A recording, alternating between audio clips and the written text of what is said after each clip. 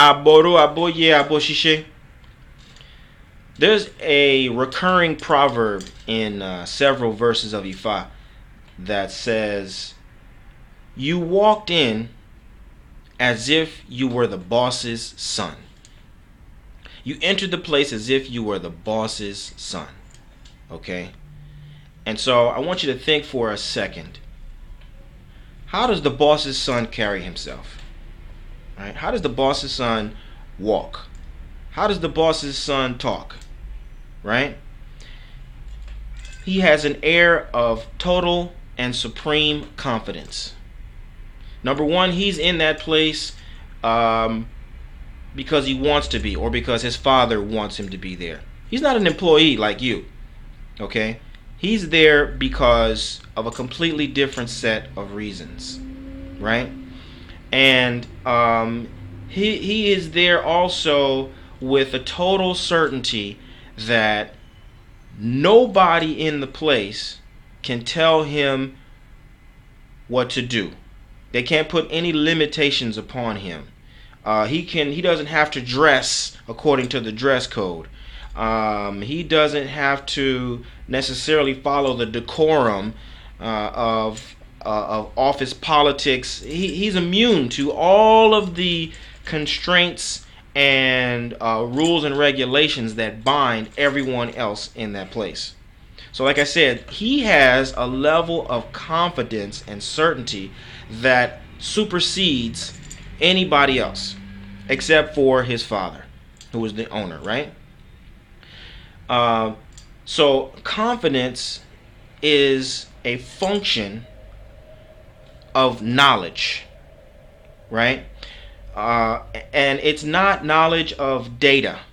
It's not knowledge of facts and figures. The boss's son is not necessarily an industry expert.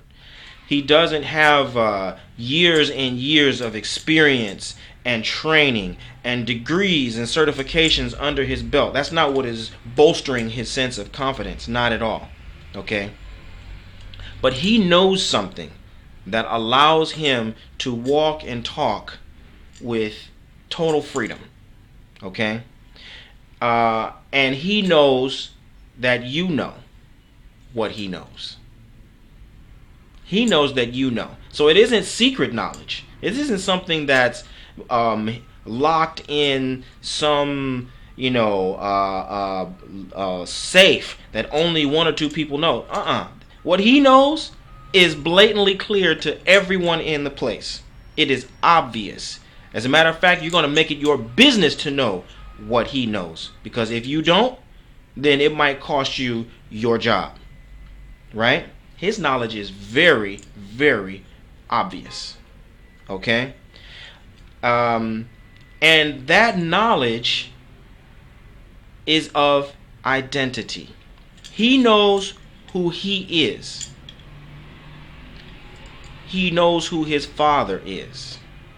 And by knowing who he is and knowing who his father is, by extension, he knows who you are and who everybody else is. You see? Identity is destiny. Okay? Identity is destiny. And identity and knowledge of identity, it can't be bought. It can't be acquired. It can't be traded. The value of knowing your true identity is a byproduct of the personal sacrifice that you make to discover and sustain that identity. The value, the worth of your knowledge of self, of your own identity, is a byproduct of the personal sacrifice that you make to discover and sustain that identity.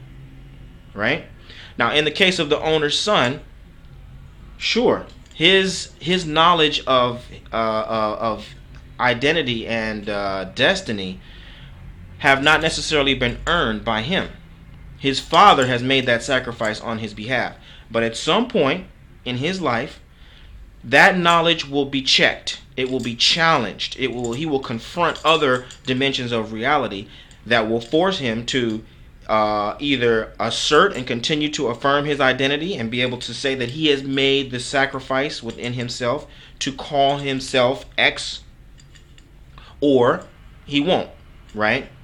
But that's a potential reality that he will have to face at that point.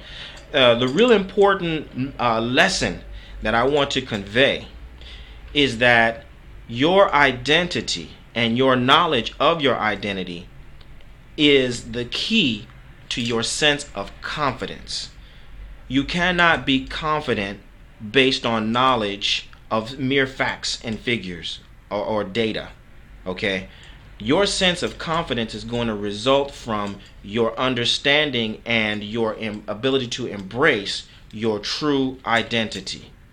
And of course, when you want to know who you are based on what you chose in the time before time, when you want to know not only your capacity, but the way to manifest your capacity in the optimal way, then you have to come and sit with Ifa. Aboru, aboye, aboshishe.